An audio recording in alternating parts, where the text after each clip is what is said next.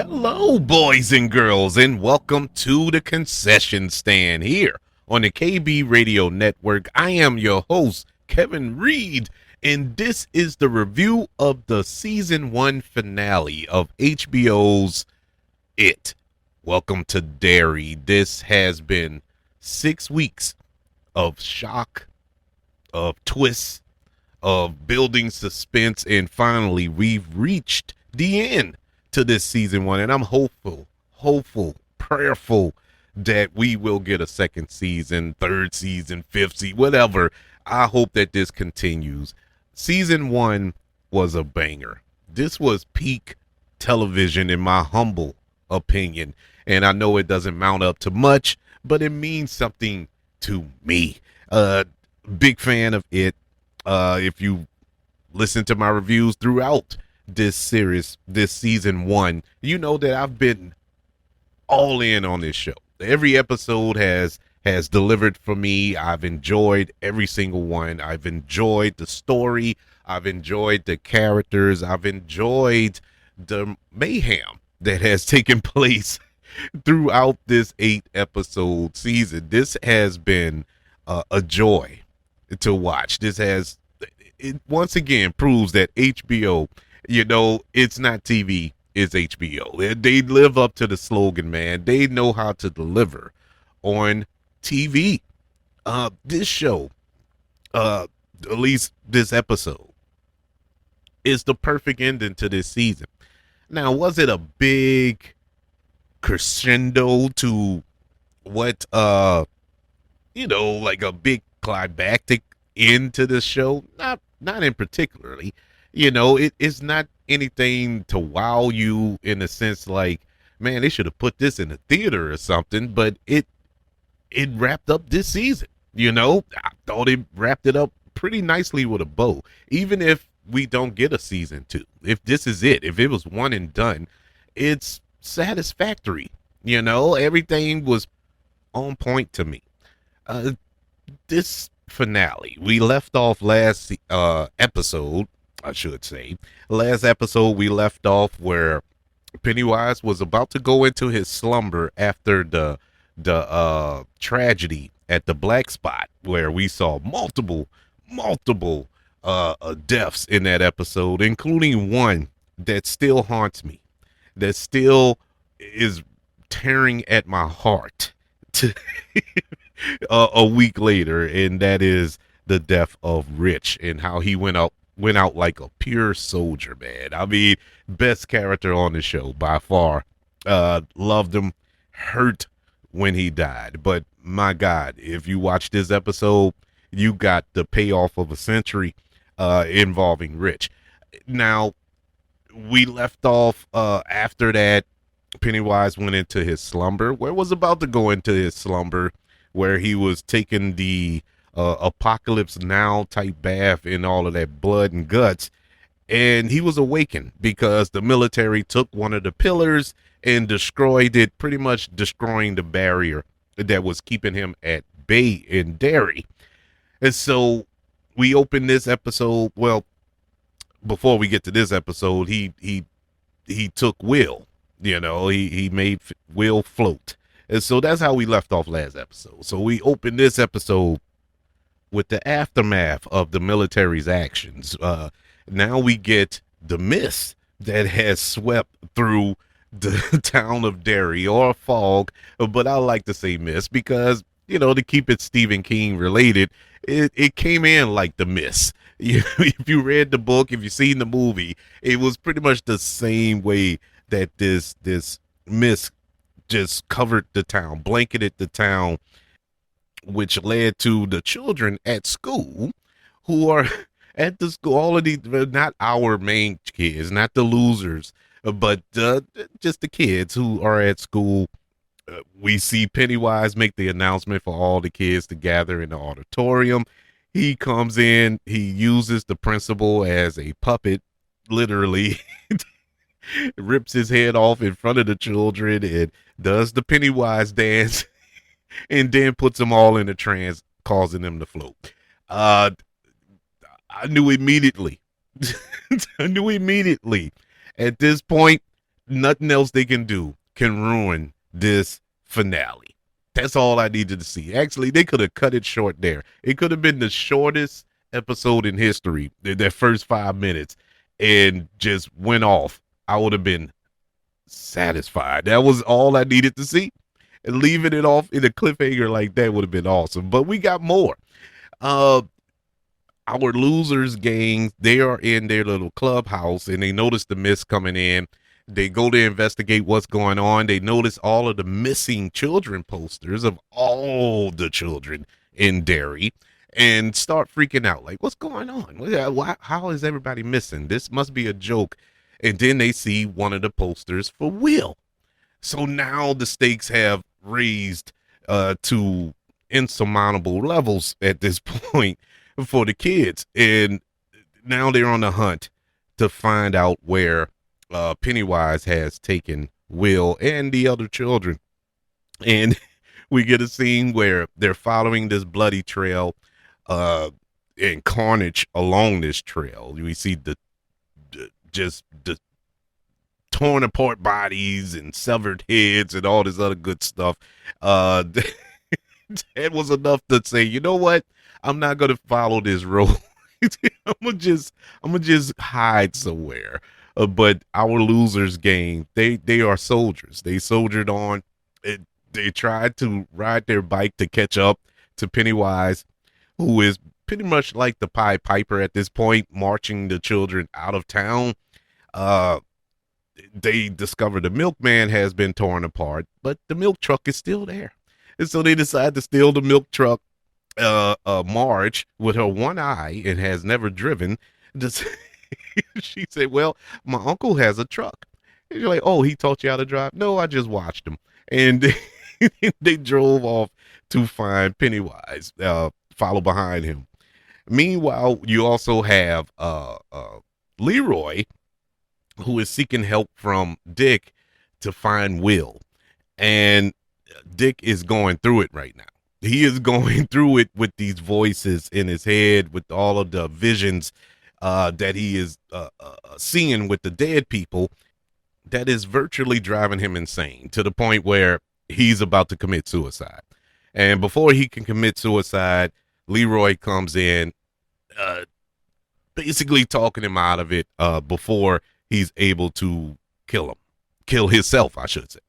And they try to find a way to find Will, even though Dick at this point, at this stage, he can't help nobody. He can't even help himself, obviously. So that's a battle within itself. The children managed to catch up to the floating bodies of the children who are behind the wagon of Pennywise, and they find Will. They try to get Will, but right before that, I skipped the part. Right before that, you have Lily, who has the dagger, and she's freaking out. You know, she's the dagger is pretty much corrupting her mind. They have to fight her in a sense to kind of get her under control to help, because they got to do this together. You know, and this is a theme that was planted, this little seed that was planted throughout the show. Every episode or every other episode, we got that line. We can do it, but we got to do it together. It's all about doing it together. No one person can defeat Pennywise on their own. And it's staying true with the original, with the films and the miniseries. You have to do it together.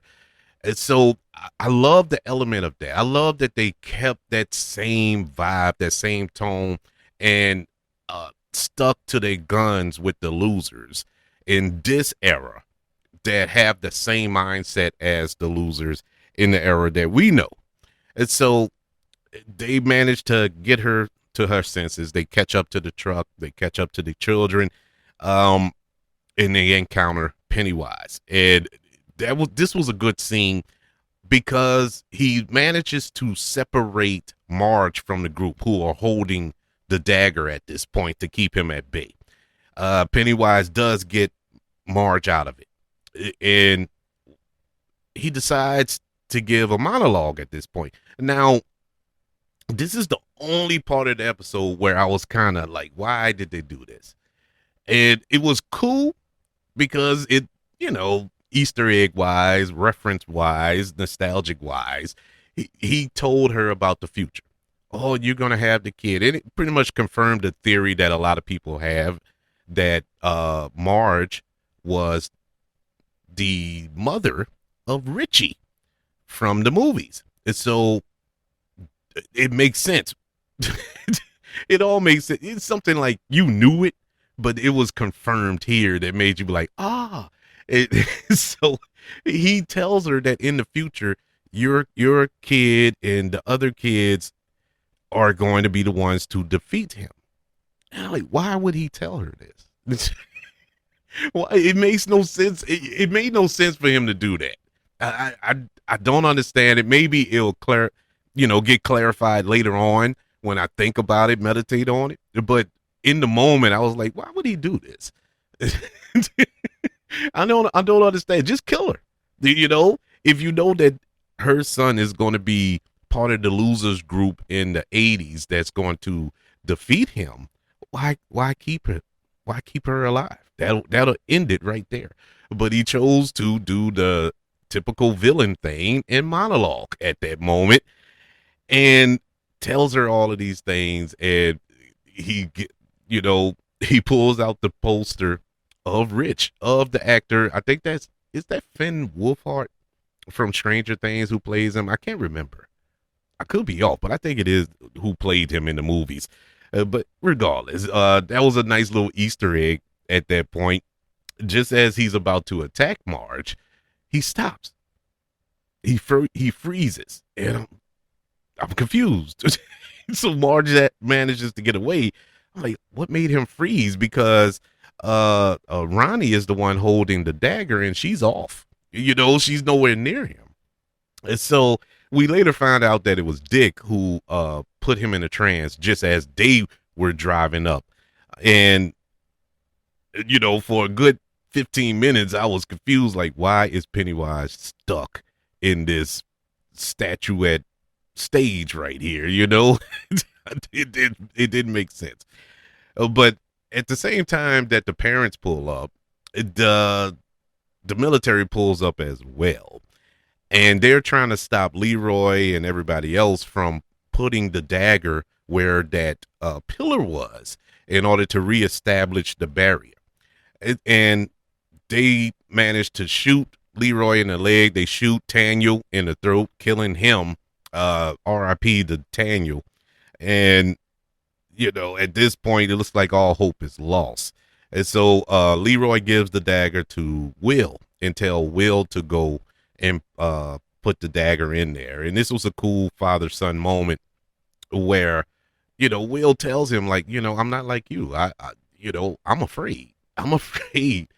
And Leroy tells him, like, you don't need to be like me, and I don't want you to be like me. And that was so heartfelt, because as a father, as a parent, period, you want your kids to be better than you. You don't want your kids to be like me. I certainly don't want my children to be like me. I want them to be better than I am, and hopefully all of you parents out there feel the same way about your children. You want your children to do better than what you do or what you have done.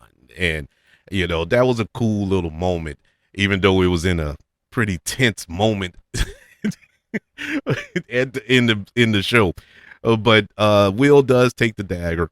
He runs off with the rest of the loser group to go plant that dagger in the tree. So all the while, we see the general, Shaw. He sees Pennywise frozen. So he goes to kind of talk to him, which was crazy. He goes talk to him.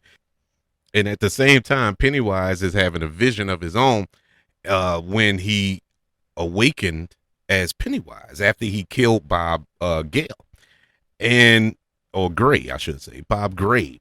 And the what's the guy named, the circus, I guess, owner or ringmaster, whatever he is, his boss slaps him and pretty much mistreats him, and Pennywise is kind of in like defeated, It's, he's defeated because I took it as, well, he doesn't have fear of Pennywise. That's why he's, getting the upper hand on him at this moment in this flashback.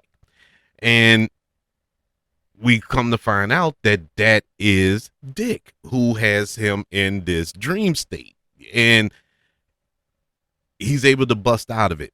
Pennywise is able to figure it out and get out of it. As the military yanks Dick out of the van that they was in and breaks the link.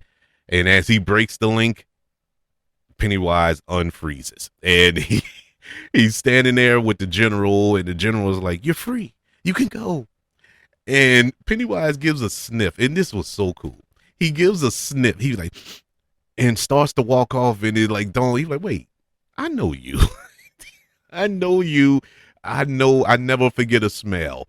And he thought back to when, not the first episode, maybe the second or third episode, when we got the flashback of the general when he was younger, and he's chased by the entity in the woods.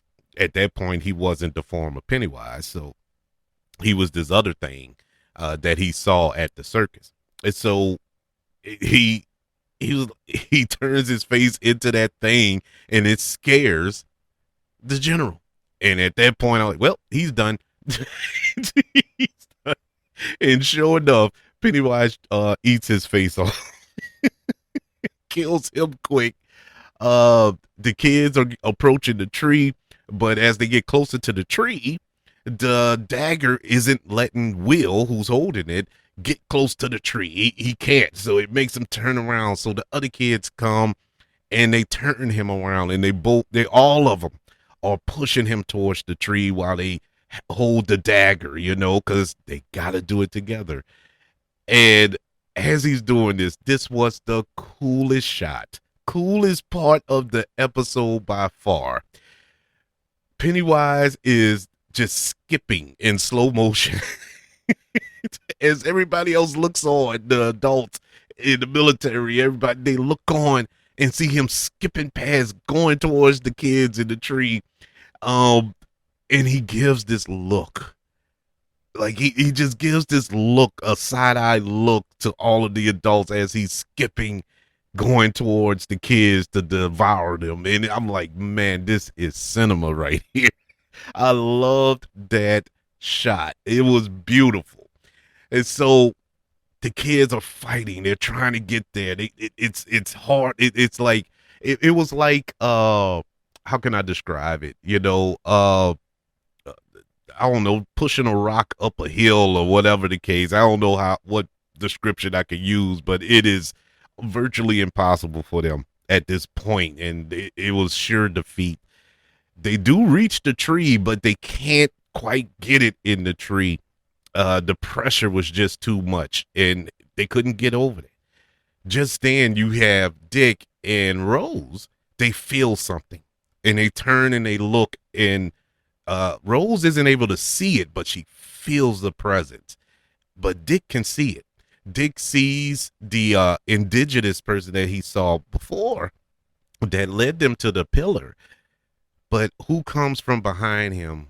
None other than Rich. Man, my heart just went, oh. It was beautiful.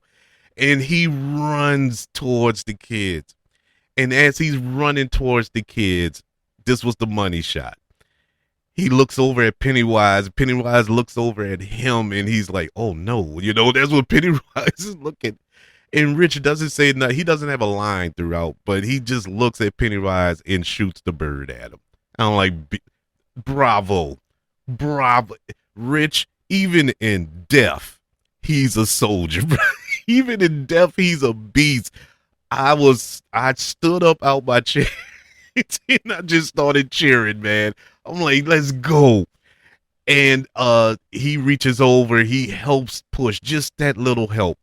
And they were able to get the dagger in the tree and ultimately defeating Pennywise and putting him back to sleep. A touching moment there where all of the kids, they're sitting there after they put the dagger in there, and they're like, did you feel that? They were like, did you feel that? It was like a extra pair of hands. And one of them, I think it was Lily. It could have been Ronnie, who said it was Rich. And all of them it just dawned. He was like, yes, it was Rich. He was there. I felt him. Everybody, yeah, we felt him. And it was so beautiful, man. They all hugged. It was great. That was just perfection. I thought I was good. I thought I was going to get through. I got through that without crying. And so I was like, man, I did it. We're good. And then the funeral of Rich happened. Uh, Marge gave the eulogy, which was kind of odd, but she gave the eulogy, even though she starts it off by saying, I only knew Rich for a month. But that's what made it odd. Like, you barely knew him, but you're giving the eulogy. But it was still beautiful. I got through that fine. I was like, okay, that was touching. That was nice, because it would have been ruined if she would have stood up there and said, yeah, but I loved him with all my heart. I was like, no, don't do that. But she didn't. She didn't. But the moment that got me was when Dick came. He was standing in the background, and you could see Rich. You saw Rich. He was there, and he was comforting the losers, his friends, kind of having his hand on their shoulders and just giving them like a little side hug from the back. And I thought, oh, that is awesome. But that's not the one that got me. Once it was over, you see Rich parents sitting there, and obviously they're mourning, they're hurt that they lost their son. But you see a hand. They never really showed. This was made it so great. They never showed Rich in his entirety. Like, the way it was shot, you never saw his face clearly. Just the lower part, like his chin or his mouth area down. And I think part of that is because Dick sees you as you die. When he has those visions, and we know that the way that Rich died, it wasn't gruesome, but he died from smoke inhalation. He died from suffocating, basically, and his eyes was wide open and all this hair. And so it wasn't a pretty sight. So I'm glad they didn't really show that. And so they didn't really show it, but they shot it in a way like he's there, but he's not there. And it just made it feel more real. I don't know. It's weird, but I love that they did that. But anyways, he has his hands. He has his, boy, I'm about to break now. Lord have mercy. He has his hands on his parents' shoulder, and they feel it. You can see his father kind of like reaching up to touch his shoulder, but he doesn't quite reach up because it's weird. He knows nothing's there, but he feels it. And he's just, it's, oh my God. But that's not where I broke. Where I broke is when Dick came and sat next to him. And he leaned over and he said, look, that hand that y'all feel on your shoulder right now? That's Rich. He's there with you, and he's always going to be there with you. And it's like the two actors who played his parents there did an awesome job, because they gave it off like, it wasn't like, who is this crazy fool telling me that at my son's funeral? It was more of, thank you. I thought that was him. I just wanted confirmation. You know what I'm saying? So it was so touching, man. I couldn't do anything but break. It was so comforting in this show that has been nothing but dread. No happy endings at all. To get that for those parents was just beautiful to me. So as it goes off, the losers are cleaning up their clubhouse as they're about to basically go their separate ways. At least some of them are leaving Derry. Marge tells Lily what it told her while while she was separated from him, that her son was going to defeat him in the future, and that he sees the past, present, and future at the same time and all this here. And Lily was like, what, can he go back in time, or, can he change it? And Marge was like, yeah, he probably go back in time and change it. Maybe he'll kill our parents or something like that. So Lily was like, well, that'll be their fight. There's nothing they could do. So that'll be their fight.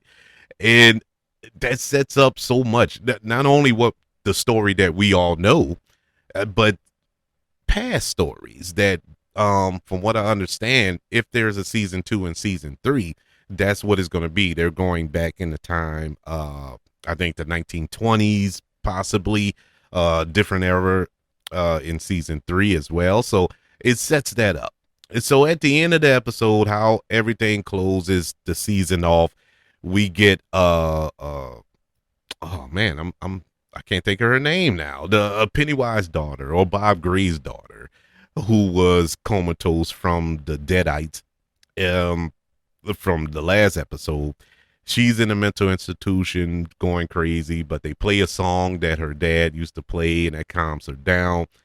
And we flash forward to 1988, where she's much older now, and a woman has hung herself, killed herself in her room. And she walks over there and trying to see what's going on. She sees the woman who hung herself, and she sees the husband and the daughter there. And the husband, well, the father of the daughter, just pushes her off, pushes off the daughter. And Mrs. Kirch, I think, yeah, Mrs. Kirch, she sees the girl, and is none other than Beverly.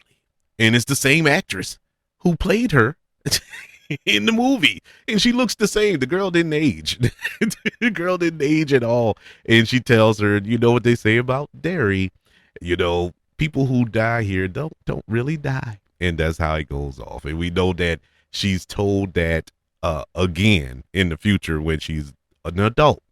And so it comes full circle. And I thought this was great. I really enjoyed this season. I enjoyed this series finale. I think this is peak television. This is one of the best shows that come out of 2025. What a way to end the year.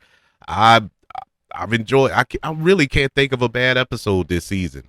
All of them hit for me. All 8 episodes hit for me. I give this season of It, Welcome to Derry, season 1, a letter grade of an A.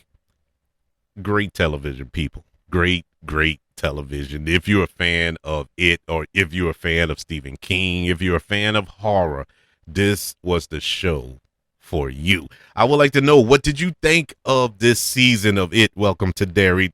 Did you like it? Are you looking forward to a season 2, or did it not just do it for you? I would love to know your thoughts. Email the show, kbradiopodcast@gmail.com. You can also search for the show on all social media platforms. Just search for the KB Radio Network. Also, don't forget about YouTube, ladies and gentlemen. Subscribe to the KB Radio Network channel and like this video if you don't mind. Don't forget about the 5 stars, the reviews, and sharing this show if you're listening on Apple Podcasts, Spotify, iHeartRadio, wherever you are currently listening to the concession stand here on the KB Radio Network. Everybody, thank you for joining me all season long for It, Welcome to Derry season 1. I want you all to know that I love you. Continue to love everyone. And until we speak again, Merry Christmas and Happy New Year. And I love you. Continue to love everyone.